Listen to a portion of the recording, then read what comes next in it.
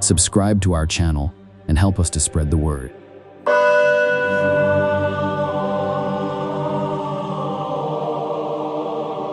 Catholic Meditation, February 28, 2024, Lent, freely 15. He does not tire of serving. We ascend to Jerusalem. Going to the holy city always fills us with great excitement. But along the way, you begin to speak to us, Master, in a way that bewilders us and shatters our dreams of greatness. St. Matthew writes, as Jesus was going up to Jerusalem, he took the 12 aside and said to them on the way, "Look, we are going up to Jerusalem, and the Son of Man will be delivered over to the chief priests and the teachers of the law. They will condemn him to death and will hand him over to the Gentiles to be mocked and flogged and crucified. On the third day he will be raised to life." To be delivered, mocked, flogged, crucified. I cannot digest all this, process this data. You are good. How can they treat you as a criminal? It's as if you, Jesus, are on one plane and I, lost in some hole, unable to reach where you are. You talk to me about suffering, and I only think about enjoying. Yet, realizing that I am not the only one lost in my ambitions, the evangelist narrates it. Then the mother of Zebedee's sons came to Jesus with her sons, and, kneeling down, asked a favor of him. "What is it you want?" he asked. She said, "Grant that one of these two sons of mine may sit at your right and the other at your left in your kingdom. Best places, the greatest glory. The privileged position, one at your right and the other at your left." Jesus, I too have desired privileges, the desire to shine, and sometimes envy or ambition have struck me. But you, my life, you teach me the path to attain imperishable glory, an honor that is not fleeting. I listen to you. You know that the rulers of the Gentiles lord it over them, and their high officials exercise authority over them. Not so with you. Instead, whoever wants to become great among you must be your servant, and whoever wants to be first must be your slave, just as the Son of Man did not come to be served, but to serve, and to give his life as a ransom for many. On the way to Jerusalem, you speak to my heart and give me a summary of your life, the reason for your coming and teachings.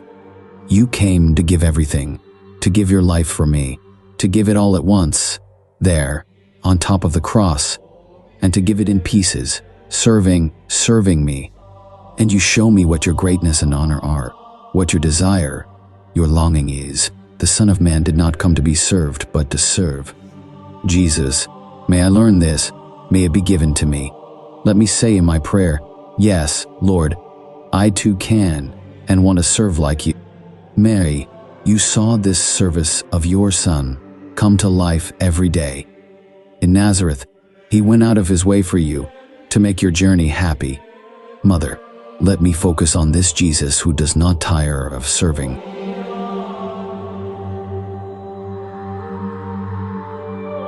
If you enjoyed this guided meditation, don't forget to subscribe to our channel.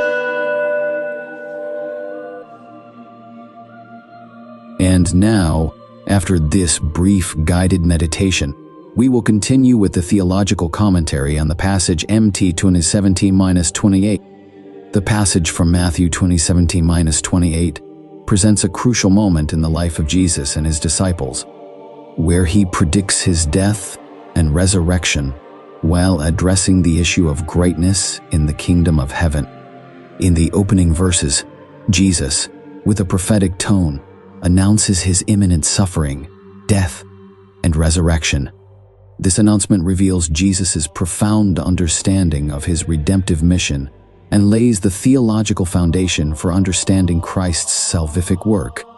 The connection between death and resurrection highlights victory over sin and death, underscoring the importance of the cross in the divine plan of redemption. The disciples' reaction to this prediction reveals their lack of understanding of the nature of the kingdom of God. They show a desire for worldly greatness and power, a perspective that Jesus seeks to correct. In contrast to earthly hierarchies, Jesus introduces the principle of service and humility as fundamental characteristics in his kingdom. The image of the Son of Man, who came not to be served, but to serve and give his life as a ransom for many, encapsulates the central message of this passage. Jesus' proposed reversal of values challenges cultural and human norms by emphasizing that greatness in the kingdom is found in selfless service to others. The reference to a ransom for many also underscores the expiatory and redemptive nature of Christ's death, indicating that his sacrifice has a universal salvific purpose. This passage invites followers of Jesus to reassess their motivations and perspectives in the pursuit of spiritual greatness.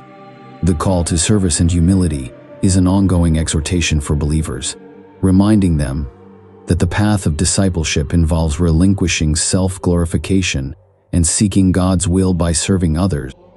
In conclusion, Matthew 20:17-28 not only reveals Jesus' deep understanding of his redemptive mission, but also establishes a revolutionary paradigm of greatness in the kingdom of God.